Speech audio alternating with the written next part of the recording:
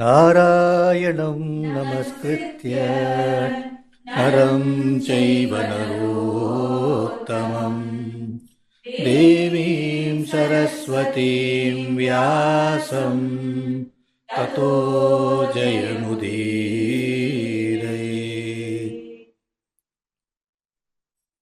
वेद्यो वैद्यः सदायोगी vīrahā mādhavō madhuḥ atīndriyo mahāmāyō mahōtsāhō महाबलः। Vedyo, knowable, he who can be realized is Vedyo Vaidyah, Sadayogi. Vaidyaḥ here means knower of all the Vedas, all the Vidyas. Sadāyogi means eternal yogi, ever wide awake. Ya eshu supteshu jagrati bhuteshu pranishtitah. Vaidyaḥ Sadāyogi. When I come across these namas of Mahavishnu, I am reminded of a story that was told to me by a doctor some 14-15 years ago. When we say the word Vaidyaḥ, the normal name meaning that comes to our mind is doctor. And Vishnu in Tiruvallur, for example, is Vaidya Veeraragava Swami, right? Like in Shiva has got Vaidishwaran Kovil. So Vaidya always reminds us of the healer, the doctor. So in that context, a story comes to mind. There was this doctor who I used to see off and on in Kanchipuram. And then I would meet him once in a while during my walks in Chennai in Theosophical Society. His name was Dr. Mani. Some 14 odd years ago, I had occasion to consult him on some ailment. I had gone and met him in his clinic. And as we started talking, I suddenly remembered that he had mentioned to me, or I had come to know that he had also treated Kanchi Mahaperiyava, Paramacharya. So that memory came to mind, and I asked him, have you treated Acharya? Up until then, he was like a doctor talking to me, but when I asked this question, he kind of pushed his swivel chair back, leaned back, smiled, closed his eyes and looked at me and he said, I was his personal physician. I said, what? He said, yes, I was his personal physician from 1985 to 1993. And then he started telling me the story. So that's a story I thought I'd share with you. I may not remember all of it now, but still the conversation is fresh in my mind. And I think he has also recorded it in some context on YouTube as well. So Dr. Mani, and as I'm saying it, the bell is ringing. So I had gone to meet him. He said, it's like this. He's about maybe a year or two older than me, almost same age. So he was sitting back and very relaxed manner. He told me the story. He said, listen, Kamesh, 1980s. I was not a particularly religious person or anything like that. Far from it. I had grown up in Kunur. I studied in a convent school. If I knew anything, I knew something about the Bible. Other than that, nothing much about our religion. Once a year, we used to go to some temple, Guruvayur. Other than that, not much exposure to Hindu tradition or saints or sages or anything. And I was a doctor, and one fine day, Dr. Badrinath, he called me and he said that he wanted me to go on a consultation to Kanchipuram. One thing or the other, then I was in the car and I was going off in the afternoon towards Kanchipuram. I was told that I had to go and look at the Kanchi Acharya, the Naduperiva, was having some ailment and I should check it up. And there was the regular doctor, there was Dr. Bhaskar, but for some reason that day he was not available. So they had contacted Dr. Badri, and Dr. Badri said, why don't you go? And the car was arranged for me and I went there. So I reached Kanchipuram in the afternoon, he said. And I didn't know Acharya or anybody like that, and I just went there and I was taken in, and there was a room and I was made to sit down in front of an elderly old man wearing his sannyasi dress. But I didn't know who he was. I just sat there. He also didn't speak to me. He was also sitting there. I was also sitting there. I thought they will call me now to treat the patient, whoever it was. But nobody was calling me, and I was twiddling my thumbs, and this aged elderly sannyasi was just, he used to look at me, and then he used, for some time, then he'll turn his face away and look in the air. And I was getting tense, bored, and I was thinking, what is it? I'm just waiting here doing nothing. And it just went on for a long time.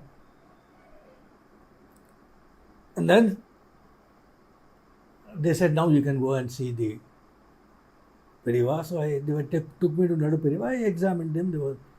I did the consultation, etc. I finished my work. I came back and I was immediately taken back. After I came out, they said, please come. And they took me back in front of the aged sannyasi and they said, you please wait here. So I sat down again wondering, I had to go. I had finished my job.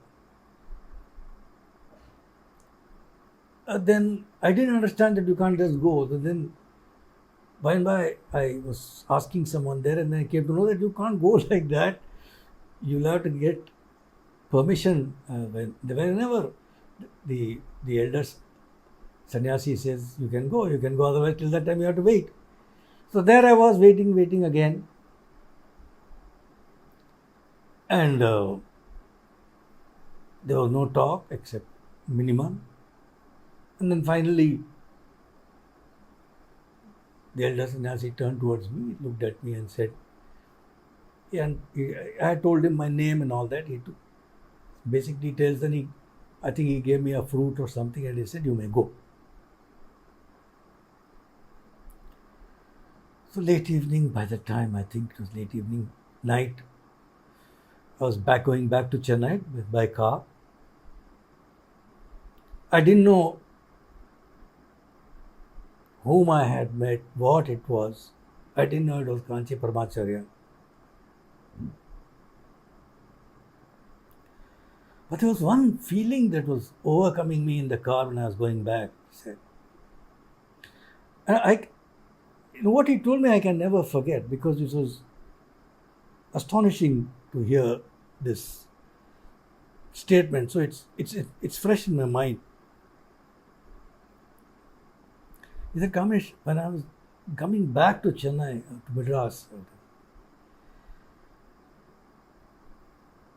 I was feeling a sense of immense fulfillment. I mean, the word he actually used was, he said, I felt as if I die now, it's okay. There's nothing more I need in life.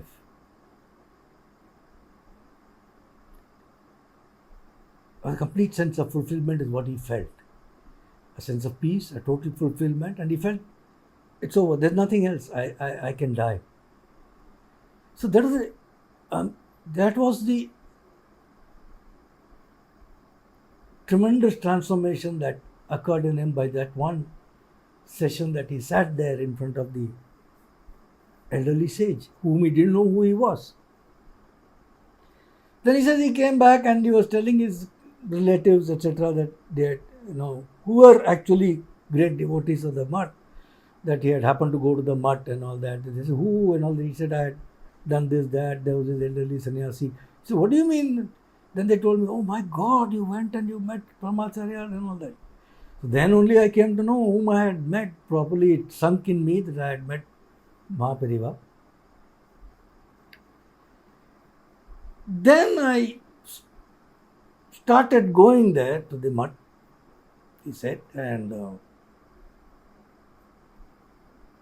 he was mentioning about an occasion where he has two sons. He said his younger son must have been about a year and a half old, maybe 2 years old. He said the child developed, he used to keep wincing with some pain in the back every once in a while. And he used to say, Valikadu. So then he said, we took him to an orthopedist that they knew. The orthopedist examined the baby, looked at his spine, all that, and then he told Dr. Mani, Dr. Mani is also a doctor, told him, listen, I am not sure, but I think you should take a CT scan because I suspect it may be something. And when he said that, he said, our life shattered because we knew what he was talking about. And that was shattering. So he says, next day was fixed for the CT scan for the child. He said, we didn't go for any CT scan. Next morning we got up and I put the child, and we, as a family, we just went straight to Kanchipuram. He said, I didn't take any scan. He said, I don't want to take any scan, I'll meet Acharya, Paramacharya. So he took him there, and he says there, when he had gone there, there were some very VIPs, etc., were waiting to see Acharya, but he went there and they announced him also. Acharya was not seeing anybody, he was inside the room somewhere. And we had some VIPs waiting. He also went along with his family with the baby. And maybe somebody must have gone and told Acharya that Mahaperiyava that Dr. Mani has come. So soon somebody came out saying, Dr. Mani is calling you inside. So he said, I went with my family. Then I told the attendant that this is the reason why I want to see Periyava. My child has been, they're asking to do a CT scan because of a problem in the back. There's a lot of pain.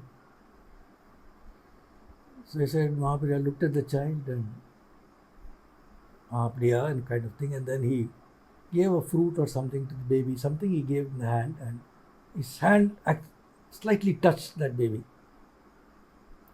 That was it. He said, now you may go. Everything will be okay, kind of thing.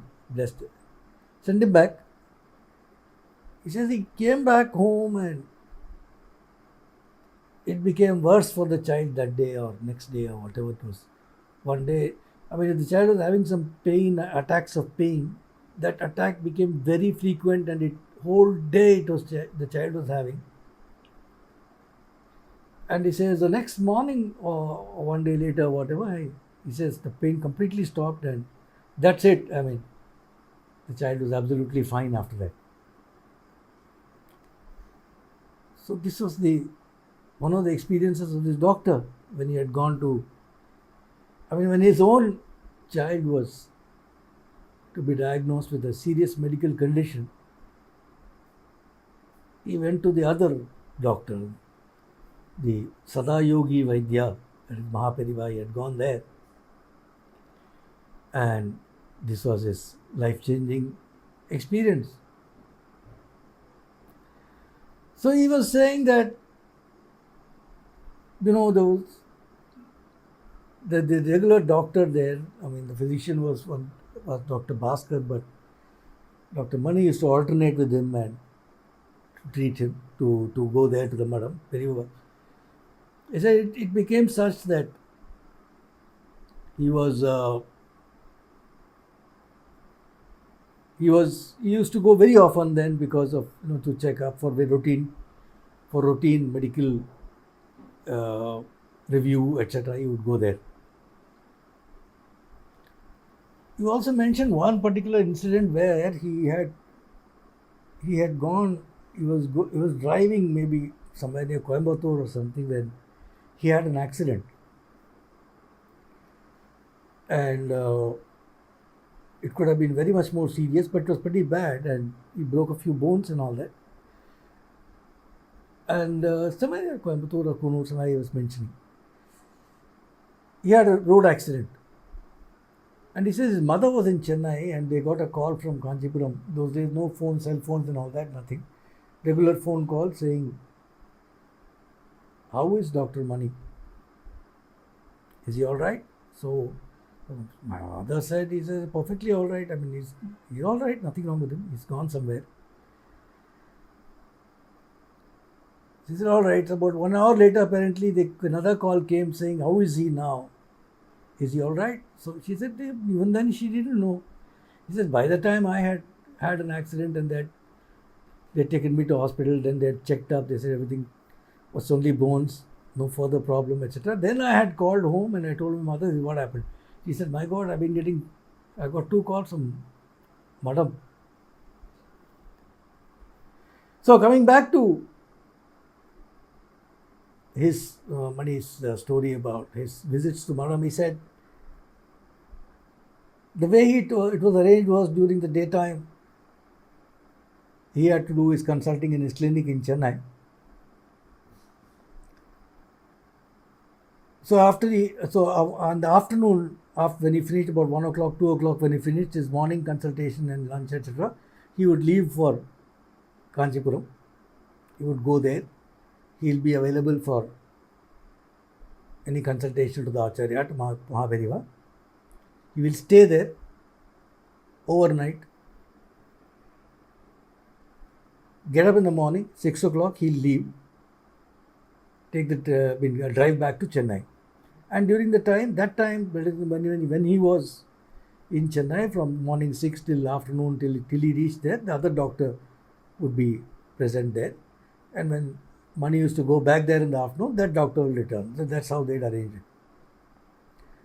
So he said, that's how he was. I mean, he was, and he was treating Mahaperiyava from the afternoons. And he said, I used to stay there, I was next to him. In the night, I used to sleep there. I used to eat the leftover food of Paramacharya that was given to me. I'll eat that, I'll sleep there itself in the same place. Most unsuitable. I was not at all worthy of that, but there I was doing all this, and morning I used to get up and come like that. So the relationship became much more intimate. And side by side, he said, there was a lot of social kind of service in terms of medical things that he also started doing. There was a transformation taking place inside him. So he said he had started this some group of doctors to take care of some 25 villages. Then he had started a school of nursing where there were only, when on Paramacharya's advice, he would take only destitutes, widows, etc. and teach them nursing. That kind of thing. So he was doing a lot of that. And he also mentioned an incident where some from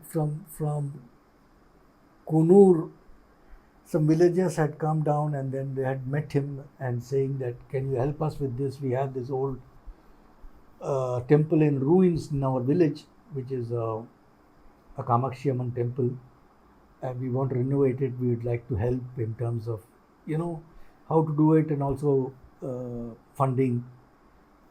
So somehow they had come to him and he said, all right, and if you give me permission to set up a clinic there or something, then I will also try to help you with the temple project. They said fine. He had taken them to Mahaperiyava, and Mahaperiyava, apparently when he met these villagers, he knew exactly about the temple, where it was, what it was, who had made it, how many years back. And then one thing led to the other, and finally the temple was renovated. So many good things he did in those short time that he was with Mahaperiyava. And he says towards the end, 1993 is when Mahaperiyava gave up his body, right? Before that, he would, he said, I used to be sitting with him quietly. He said he hardly talked. He was mostly in deep silence. And there was nothing I had to ask him. So we used to just be sitting with him. And he said, I used to pray quietly. I used to be praying to him that please, when you pass on, when you decide to drop the body, when you pass on, let me not be in the scene. Let me not be there with you at that time. He said the reason was this. He said he was a very good emergency practitioner. He said he could do resuscitation. He could save life at that time, you know. But he said, no, that means a lot of, you know, putting tubes inside, doing this, that. A lot of violation of the human body takes place when this kind of a emergency procedure is done. So he didn't. He said, how can I do this to that kind of thing with Paramacharya? He said, I don't want to be in a position that I have to take a call and do such things. So he said, I used to pray to him quietly, never mentioned to him that please, when you pass on, don't let me be there on the scene. He says, one day, Mahaperiyava was lying down, and Balaperiyava was young at the time, and he came and he sat down near Mahaperiyava's feet and he was meditating. Mahaperiyava motioned to Dr. Mani to come near him, and on his own he asked him a question. In Tamil he asked him, do you know what is the duty of a doctor? Vaidyarin kadame ennu theriyuma? So when Mahaperiyava asked the question, you wait for him to answer. So Dr. Mani waited, saying, he told him in Tamil that யமனோட போய் சண்டை போட்டு உயிரை வந்து பிடுங்கி கொண்டுறணுங்கிறது வந்து அவனோட வேலை இல்லை. To go fight with Yama and battle with him and to snatch life from his hands and bring it back to the body is not your job, he said. ஒரு மனுஷன் உயிரோடு இருக்கச்சே சௌரியமாக வச்சுக்கிறது தான் அவனோட கடமை. A man, when he's alive and good life, you keep him in good health, that is your job. Not to go fight with Yama to bring him back. He said, it absolutely clarified my mind. And he incidentally mentioned that he also had, he said, you know, means for taking his pulse, etc. Earlier, Mahaperiyava, you know, they used to keep a silk cloth on his hand and you had to touch above that. You didn't touch Mahaperiyava directly. But at some point in time, he said, forget it, and he allowed Dr. Mani to feel him directly for any examination. And he said his skin used to be like a baby. Mahaperiyava was telling. Anyway, coming back. So this was what was this fascinating teaching that Mahaperiyava gave him about a doctor's profession. Then came that day, that fateful day when, in January, when Mahaperiyava gave up his body. So that day he said that he was in Chennai and he was to go, no? Normally he goes after lunch to Kanchipuram. There was some issue, but his car was not okay or something like that, and then the doctor there the other doctor whom he was to relieve, he spoke to him, and the doctor said, it's okay if you don't come because Mahaperiyava is quite fine now, he's bright and all that, so you can come later also or tomorrow. It's not an issue, he should be okay. So he said, no, I'll come. He said somehow he decided he had to go, so he made it. He reached Kanchipuram, and the other doctor was waiting, Dr. Bhaskar was waiting, and when he knew that Dr. Mani had come, he said Dr. Bhaskar was coming out of the room. I was going into the room of Mahaperiyava. At that time, at that moment, Mahaperiyava breathed his last. He said, my prayer was also, I was not exactly with him at that time, and I had to do none of those emergency procedures. And he said, there I was, and the greatest sage was no more. And the two acharyas, that is, the other acharyas were not there. They had gone somewhere on a visit somewhere outside Kanchipuram. So Dr. Mani had to take all next steps. He was a doctor in hand.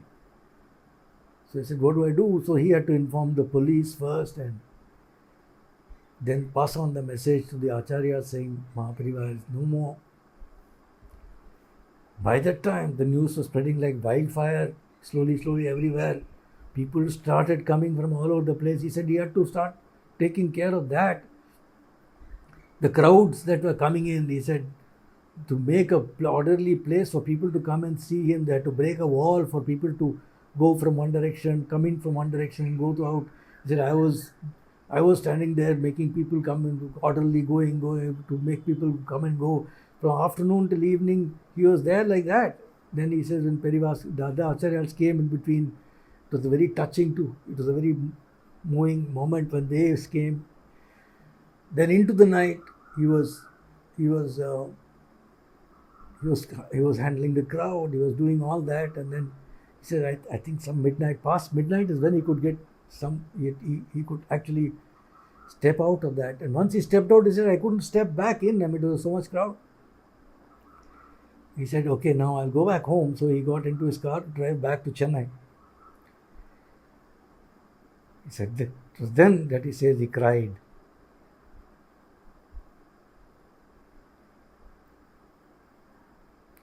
So this is a story of Dr. Mani that he told me 14-15 years ago. Or the Vaidya Mahayogi that he had. And what a thing, what a life experience Dr. Mani had. It was incredible. I can never forget his narration to me, and